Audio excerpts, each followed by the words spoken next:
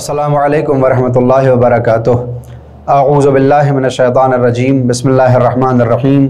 अल्हम्दुलिल्लाहि रब्बिल आलमीन। अस्सलातु वस्सलामु अला सय्यदिल अंबिया वल मुरसलीन व अला अहलि बैतिहि तय्यबीन अत्ताहिरीन व लअनतुल्लाहि अला अअदाइहिम अजमईन।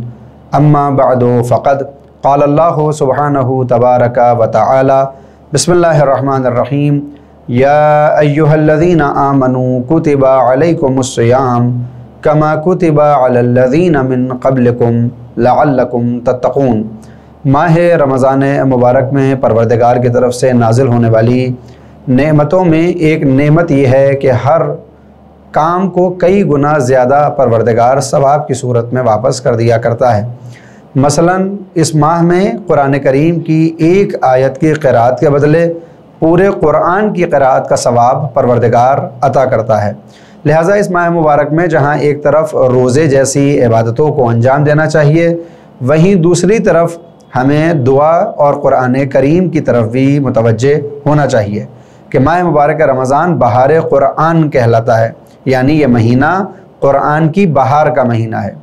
बात जब कुरान करीम की होती है तो इसी के साथ वो दुआएं भी हैं कि जो दुआएं अहले बैत अलैहिमुस्सलातु वस्सलाम की तरफ से वारिद हुई हैं, और इन दुआओं में हम ये सीखते हैं कि परवरदिगार के साथ हमारा रिश्ता कैसे होना चाहिए। मिसाल के तौर पर इस महीने में जो एक अमल बहुत ज़रूरी हो सकता है वो ये कि हम कुरान करीम की तिलावत के साथ साथ मौला इमाम सैयदुस साजिदीन ज़ैनुल आबिदीन अली इब्नुल हुसैन अलैहिमुस्सलातु वस्सलाम की उस सहीफ़े सज्जादिया पर भी गौर करें कि जिस सहीफ़े सज्जादिया में मुतअद्दिद दुआएं मौजूद हैं, और इन दुआओं के ज़रिए से हमें इरफ़ान तौहीद भी हासिल होता है और इरफ़ान अहले बैत अलैहिमुस्सलातु वस्सलाम भी।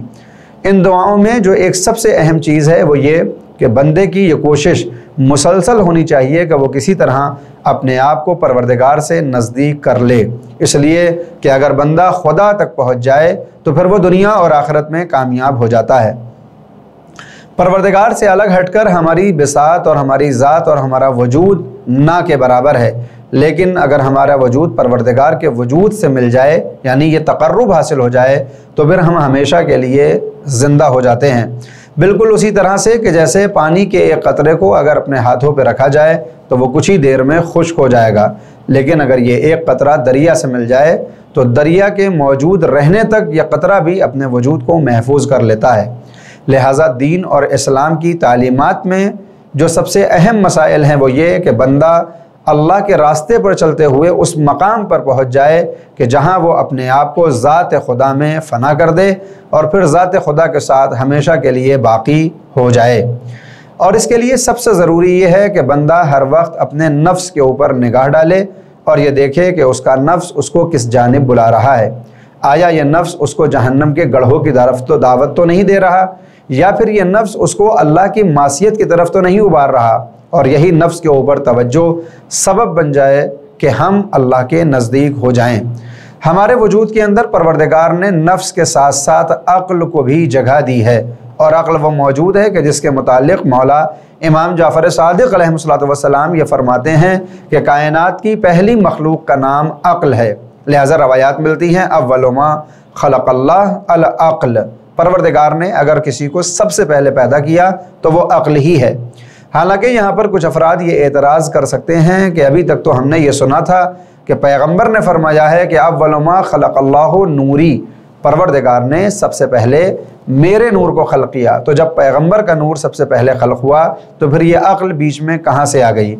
इसका जवाब उलमा कुछ इस तरह से देते हैं कि परवरदिगार यही बताना चाहता है कि निगाह परवरदिगार में अक्ल और नूर मोहम्मद में तज़ाद नहीं है,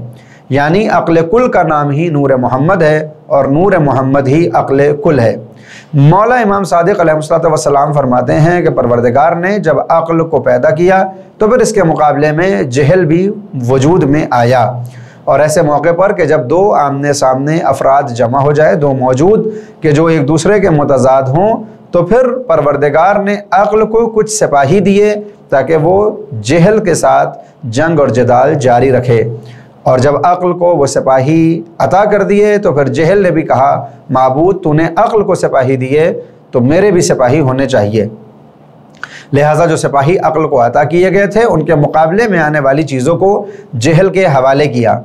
हदीस मुफस्सल है जो हमारी मुस्तनद किताबों के अंदर भी मौजूद है। बिलखुसूस उसूल काफ़ी में एक पूरा बाब अक्ल व जहल के नाम से हमें देखने को मिल जाता है कि जहाँ पर अक्ल और जहल के मुताल्लिक़ बहुत सी अहादीस और बहुत सी रवायात नक़ल हुई हैं कि जिनमें एक ये है कि परवरदिगार ने सबसे पहले अक्ल को पैदा किया, उसको हुक्म दिया तो उसने हुक्म की तामील की, मगर जहल ने हुक्म उदूली की और परवरदिगार के फरमान को नहीं माना कि जिसके बदले में 75 सिपाही अक्ल को अता किए गए, जिसमें ईमान, सदाकत, अमानतदारी, तस्दीक और बहुत सी ऐसी सिफ़ात कि जो फ़ज़ाइल और अखलाक़ी फ़ज़ाइल के नाम से मशहूर हैं, वो सब अक्ल को अता किए गए। वहीं वो अखलाक़ी रज़ाइल के जो इसके मुकाबले में आते हैं, मसलन ईमान के मुकाबले में कुफ्र और ईमान के मुकाबले में निफाक, ये चीज़ें जहल को अता की गईं। अब सवाल ये पैदा होता है कि जब दोनों के पास अपने अपने सिपाही हैं तो फिर क्या कोई ऐसा मैदान भी नज़र आता है जहां ये दोनों अपने अपने सिपाहियों को लेकर आएँ और जंग और जदाल में मशगूल हो जाएं। उलमा ये फरमाते हैं कि ये जंग जारी है, ये जदाल जारी है, मगर ये जंग किसी मैदान में दिखाई नहीं देगी। आपको किसी मैदान को नहीं तलाशना कि जहाँ 75 सिपाही अक्ल के पास हों और 75 सिपाही जहल के पास और दोनों नबर्दाजमाई कर रहे हों या आपस में तलवारों को चमका रहे हों, बल्कि ये जंग हमारे वजूद के अंदर जारी है। एक तरफ हमारे पास अल्लाह की अता करदा वो मखलूक अव्वल जिसका नाम अक्ल है वो मौजूद है, और दूसरी तरफ हमारे पास जहल की सूरत में नफ्से अम्मारा है। पूरी ज़िंदगी हमारे वजूद में ये अक्ल और जहल की जंग जारी रहती है। कभी अक्ल अपने सिपाहियों के साथ गालिब आती है और कभी जहल यानी नफ्स गालिब आ जाता है, और इसी तरह से गलबे की बुनियाद पर इंसान को सईद या फिर शकी बना दिया करता है। परवरदिगार ने इंसान को तमाम मखलूक़ात के ऊपर फ़ौक़ियत दी है, तो वो भी इसी बुनियाद पर कि अगर इंसान चाहे तो अपने नफ्स की इत्तिबा करते हुए अपने आप को जानवरों जैसा बना ले, लेकिन वो अक्ल की इत्तिबा करते हुए अपने आप को मलाइका की सफ़ों में ले जाकर खड़ा कर देता है। लिहाजा परवरदिगार ने इस इंसान को मलाइका के ऊपर भी, मलाइक के ऊपर भी, फ़रिश्तों के ऊपर भी फ़ौक़ियत दी और इसको मसजूद करार दिया। यानी इंसान के सामने मलाइका ने सजदा किया। इंसान को परवरदिगार ने काबा और क़िबला की अहमियत देते हुए कि जैसे आज हम परवरदिगार का सजदा करते हैं तो हमारी सिमत काबे की जानिब होती है, उसी तरह से जब उन मलाइका ने सजदा किया तो उनकी सिमत वजूदे आदम है और आदम का मुजस्समा के जिसके सामने वो अपने आप को सजदा खालिक में गिरा लेते हैं। लिहाजा इस माह मुबारक रमज़ान में हमें मुसलसल ये अपना इम्तिहान भी करते रहना चाहिए कि आया हमारी अक्ल हमारे ऊपर गलबा कर रही है या फिर हमारा नफ्स, इसलिए कि नफ्स का ग़ुलाम असीर हो जाता है और जो नफ्स का असीर हो जाए फिर उसको जहन्नम के गढ़ों में गिरा दिया जाता है। ये वो जहन्नम है कि जिसके लिए कुरान करीम कहता है कि इसका ईंधन इंसानों और पत्थरों को बनाया जाने वाला है। माह मुबारक रमज़ान में जहाँ रवायात ये बताती हैं कि शैतान को कैद कर दिया जाता है और जहन्नम के दरवाज़ों को भी बंद कर दिया जाता है, लेकिन जन्नत के दरवाज़ों को परवरदिगार माह रमज़ान के आगाज़ से खोलता है और ये पूरे महीने खुले रहते हैं। यानी जैसे ही माह रमज़ान का चांद फलक पर नमूदार होता है, जहन्नम के दरवाज़ों को परवरदिगार तमाम बंदों के लिए बिलखुसूस मोमिनों के लिए बंद करता है और जन्नत के दरवाज़ों को खोलता है। अब ये बंदा ही है जो अपने आमाल और अफ़आल की वजह से जन्नत के खुले हुए दरवाज़ों को अपने ऊपर बंद करता है और जहन्नम के बंद दरवाज़ों को अपने ऊपर खोल लेता है। और हम देखते हैं कि समाज के अंदर शैतान के मुक़य्यद होने के बावजूद भी इंसान गुनाहों को करता हुआ दिखाई देता है। तो आखिर क्या वजह है जब शैतान मुक़य्यद है फिर भी इंसान गुनाह कर रहा है? इसका जवाब ये है कि इंसान का वो नफ्स अम्मारा जो उसको बुराइयों की तरफ ले जाता है वो जागता रहता है और वो बेदार है, और शैतान की गैर हाज़िरी में वो शैतान वाले काम अंजाम देता है और हमको अल्लाह के रास्ते से दूर करना चाहता है। लिहाजा मासूमीन ने यह इरशाद फरमाया कि तुम्हारा सिर्फ शैतान दुश्मन नहीं है बल्कि तुम्हारा नफ्स भी दुश्मन है। लिहाजा मुस्तकिल इसको अपने कब्ज़े में लेने की कोशिश करते रहो, ये तुम्हारे वजूद को अपने कब्ज़े में न ले बल्कि तुम इसके मालिक बन जाओ। लिहाजा रवायात मिलती हैं कि ये एक ऐसा वहशी जानवर है कि जिसको तक़वे की مہار کے ذریعے اور تقوی کی لگام کے ذریعے سے قابو میں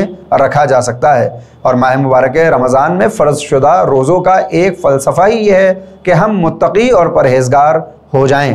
عام طور پر ماہ مبارک رمضان میں ہمیں یہ دیکھنے کو ملتا ہے کہ بہت سے افراد نیکیوں کو انجام دیتے ہیں، نمازیں پڑھتے ہیں، روزہ رکھتے ہیں، قرآن کی تلاوت کرتے ہیں اور دعائیں بھی پڑھتے ہیں۔ پروردگار ان تمام اعمال کو قبول فرمائے۔ لیکن جیسے ہی ماہ رمضان مبارک تمام ہو جاتا ہے اور روز عید آتا ہے، بندہ ایک مرتبہ پھر گناہوں کی طرف متوجہ ہو جاتا ہے اور پھر اس کی زندگی اللہ سے دور چلی جاتی ہے۔ تو اصل امتحان ہمارا ماہ رمضان مبارک میں نہیں کہ اس وقت تو شیطان کو مقید کیا ہوا ہے۔ اگر ہم ماہ رمضان کے بعد اپنے راستے کو تبدیل کر دیتے ہیں تو گویا ہم نے تقوی کے کسی مقام کو حاصل نہیں کیا، اس لیے کہ پروردگار نے ہر عبادت کے پیچھے ایک فلسفہ رکھا ہے اور ایک مقصد بیان کیا۔ مثلا وہ کہتا ہے کہ ہم نے نمازوں کو فرض کیا ہے تاکہ تم اپنے آپ کو برائیوں سے روکے رکھو، روزے کو فرض کیا ہے تاکہ تم متقی اور پرہیزگار بن جاؤ، لہٰذا اگر کوئی نمازیں پڑھے اور خرابیوں سے نہ رکے تو پھر یہ نمازیں اس کے منہ پر مار دی جائیں گی۔ انسان روزہ بھی رکھے مگر تقوی کے مقامات کو حاصل نہ کر سکے تو پھر یہ روزہ بھی اس کے منہ پر مار دیا جاتا ہے۔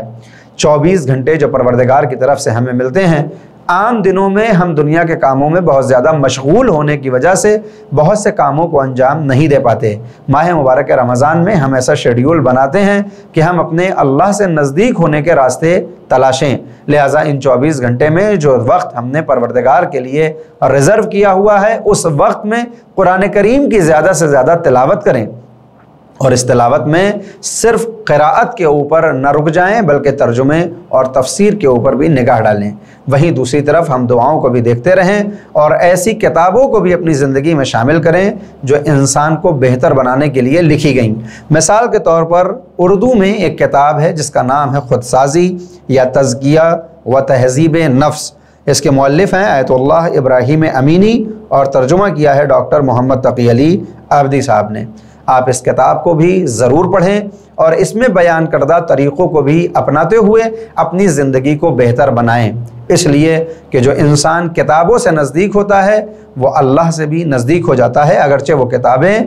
ویسی نہ ہوں کہ جو اسے اللہ سے دور کریں۔ لہٰذا ہمیں اپنے سماج میں ایک اور ماحول پیدا کرنے کی ضرورت ہے۔ ہمارے اندر بہت حوصلہ ہے اور ہماری اہل بیت سے بہت محبت کہ جہاں کہیں ہم مجلس کے متعلق اعلان سنتے ہیں ہم اس میں شریک ہوتے ہیں اور بہت سی چیزوں کو وہاں سے سیکھتے ہیں۔ جس طرح سے ہم مجالس سے بہت سی چیزوں کو سیکھتے ہیں اسی طرح سے اہل بیت علیہ الصلوۃ والسلام کی نشر شدہ ان کتابوں اور ان صحیفوں کی بھی ہماری زندگی میں ایک جائے گاہ ہونی چاہیے کہ جو ہو جائے گا ہم نے مجالس اور محافل کو دے رکھی ہے۔ یعنی ایک طرف ہم سن کر مجالس کو سن کر محافل کو سن کر اپنے آپ کو بہتر بنانے کی کوشش کریں، وہیں دوسری طرف ہم کتابوں کو بھی پڑھ کر اپنی زندگی کو بہتر بنائیں۔ اور کتابوں میں سب سے پہلی کتاب اللہ کی وہ کتاب ہے کہ لا ریب فی کے ذریعے سے تمام شک اور شبہات کو اس سے دور کر دیا گیا ہے۔ قرآن کریم کے بعد جو دوسری کتاب ہماری زندگی میں شامل ہونا چاہیے وہ نہج البلاغہ ہے کہ جس کے اندر مولا الموحدین امیر المومنین علی بن ابی طالب علیہ الصلوۃ والسلام کے خطبات، ان کے مکتوبات یعنی خطوط اور ان کے اقوال ہیں کہ جس کو پڑھتے ہوئے ہمیں اپنی زندگی کو بہتر بنانا چاہیے۔ اور نہج بلاغہ کے بعد اگر کوئی تیسری کتاب ہماری زندگی میں جگہ لے سکتی ہے تو وہ مولا امام زین العابدین سید الساجدین علی بن الحسین علیہ الصلوۃ والسلام کی کتاب کہ جس کا نام صحیفہ سجادیہ ہے، ہمیں اس کتاب کے اوپر بھی توجہ دینا چاہیے۔ اس ماہ مبارک رمضان میں مسلسل ان کتابوں کے اوپر نگاہ ڈالتے رہنا چاہیے، اس لیے کہ انسان کا نفس اگر پروردگار کی طرف متوجہ نہ ہو تو پھر دنیاوی چیزیں اس کو مشغول کر لیا کرتی ہیں۔ اگر ہم اپنی زندگی میں ان کتابوں کو شامل کر لیں گے تو بہت سا ایسا وقت ہے جو ہم انٹرنیٹ کے اوپر یا دوسری سائٹس کے اوپر ضائع کر دیتے ہیں، اگرچہ شاید وہ حرام نہ ہو مگر وقت تو ضائع ہوتا ہی ہے۔ اس ضیاع سے بھی ہم بچ جائیں گے اگر اپنی زندگی میں ان کتابوں کو شامل کریں۔ اسی طرح سے وہ چینلز اور وہ تمام یوٹیوب چینل کہ جو آپ تک دینی پیغامات پہنچاتے ہیں ان کو بھی اپنی زندگی میں وقت ضرور دیجیے اور ایسے پروگرام جو ہمارے نفس کو بہتر بنا سکیں उनको भी देखते रहें और उनसे सीखते हुए अपनी ज़िंदगी को बेहतर बनाएं। इसलिए कि माह मुबारक रमज़ान के बाद शायद फिर हमें यह मौका न मिले कि हम अल्लाह के लिए उतना मुतवज्जे हो पाएँ जितना माह रमज़ान में हो जाते हैं, क्योंकि माह रमज़ान मुबारक में परवरदिगार की तरफ से नाज़िल शुदा रहमतों का तकाज़ा ये होता है कि बंदे का दिल अल्लाह की तरफ खिंच जाता है। उलमा फरमाते हैं कि जब हमारी ज़िंदगी में हम ये देखते हैं कि किसी वक्त हमने अपनी 4 व्हीलर को स्टार्ट किया और वो स्टार्ट ना हो काफ़ी दिनों से खड़ी होने की वजह से, तो फिर हम किसी ढलान को तलाशते हैं और अपनी गाड़ी को ले जाकर वहाँ खड़ा करते हैं ताकि थोड़े से फिशार और धक्के के साथ ही ये गाड़ी चलने लगे। माह रमज़ान मुबारक भी इसी तरह से एक ढलान है कि जब 11 महीने में रुकी हुई हमारी गाड़ी को इस मकाम पर लाकर परवरदिगार खड़ा कर देता है कि तुम थोड़ी सी भी मेहनत करो और परवरदिगार तुमको अपनी तरफ खींच ले। रवायात में आया कि अगर कोई अल्लाह की तरफ एक कदम उठाता है तो परवरदिगार 70 या 100 कदम बढ़कर उसका इस्तकबाल करता है। इस माह मुबारक रमज़ान में अपने नफ्स के ऊपर निगाह डालते रहें, नफ्स की बुराइयों को अपने वजूद से ख़त्म करते रहें, अहले बैत अलैहिस्सलातु वस्सलाम की मवद्दत के साथ अपने आप को पाकीज़ा बनाते हुए अल्लाह से करीब हो जाएं। अपनी इन दुआओं में, अपने इन आमाल में अपने उन मरहूमीन को भी याद रखें कि जो आज हमसे कुछ न कुछ तलब करते हैं लेकिन हमारे कानों तक वो सदाएं नहीं आती। दीन और इस्लाम में ईसाल सवाब के कानून में यह कानून है कि हर वो अमल के जो हमारी दुनिया और आखिरत को बेहतर बनाता है उस अमल में हम अपने मरहूमीन को शामिल कर सकते हैं। मैंने मिसाल दी कि अगर कोई नहज बलागा या सहीफ़े सज्जादिया या किसी भी दीनी किताब को पढ़ता है तो पढ़ने से पहले ये नियत करे कि माबूद मैं अपना वक्त इस किताब में खर्च व सर्फ कर रहा हूँ, अगर इसके बदले में मुझे कोई सवाब मिलता है तो इस सवाब में मैं अपने मरहूमीन को भी शामिल करता हूँ। और ऐसा करने से परवरदिगार हमको भी सवाब अता करेगा और हमारे मरहूमीन को भी। मरहूमीन को अपने ईसाल सवाब में याद रखें कि कल हमें भी इसी तरह से ज़रूरत पड़ने वाली है। व आखिर दावाना अनिल हम्दुलिल्लाहि रब्बिल आलमीन।